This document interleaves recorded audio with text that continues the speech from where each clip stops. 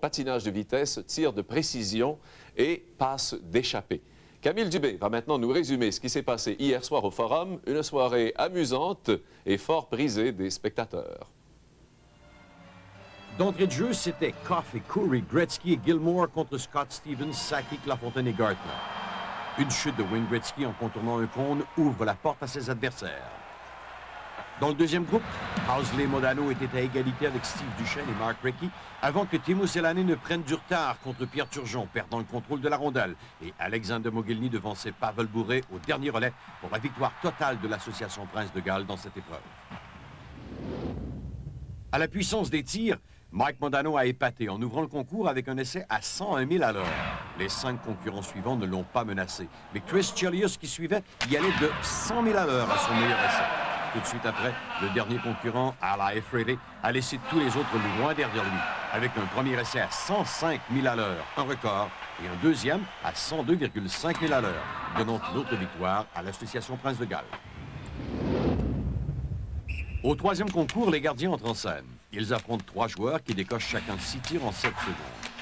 Craig Billington n'a cédé que 2 fois. John Casey a cédé 3 fois, dont 2 contre Kurt Muller.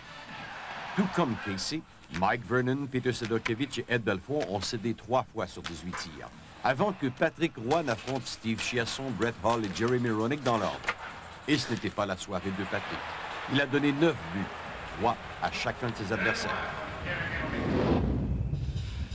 Dans l'épreuve de vitesse pure, la confrontation la plus intéressante opposait Mike Sullivan des Sharks contre Mike Gartner des Rangers. Elle a été la plus palpitante et la plus rapide des 4 épreuves. Un temps de 13 secondes,51 pour la victoire de Mike Gartner et 13,65 pour Sullivan, les 2 meilleurs temps du concours. Au chapitre de la précision, personne n'approche Raymond Bourque.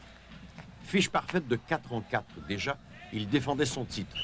Jeremy Roenick avait réussi 4 en 6 avant lui. Il était son plus sérieux rival hier soir. Bourque a effectué 5 tirs, mais le 5e, c'était dans l'incertitude qui planait sur le résultat de son premier essai.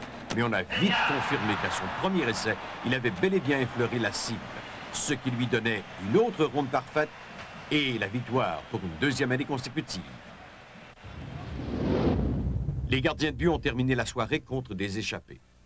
Et il aura fallu une prolongation pour déterminer le vainqueur. John Casey, Ed Belfour et Mike Vernon se retrouvaient sur un pied d'égalité devant Sedorkevich, Billington et Patrick Roy au dernier rang, même s'il a terminé sa soirée en blanchissant Brett Hull et Wayne Gretzky. Avant la prolongation, on savait déjà que l'association Campbell avait gagné la série de concours avec 25 points contre 15 à l'association Prince de Galles. Et en prolongation pour le titre de meilleur gardien, Mike Vernon a bloqué Teemu Selanne, mais Joe Sakic l'a déjoué. Ed Belfour a réussi des arrêts devant Alexander Mogilny et Pavel Bure, mais il a cédé devant Steve Yzerman. John Casey, le gagnant, a dû bloquer dans l'ordre Kurt Muller, Jeremy Roenick et Al Efredi. Pour Casey, quelques dollars pour la victoire, il est vrai, mais surtout la fierté d'avoir fait taire ces dénigreurs qui prétendaient que Kirk McLean des Canucks de Vancouver aurait dû être au match des étoiles à sa place. La soirée du hockey Molson se poursuit dans quelques instants à Radio-Canada.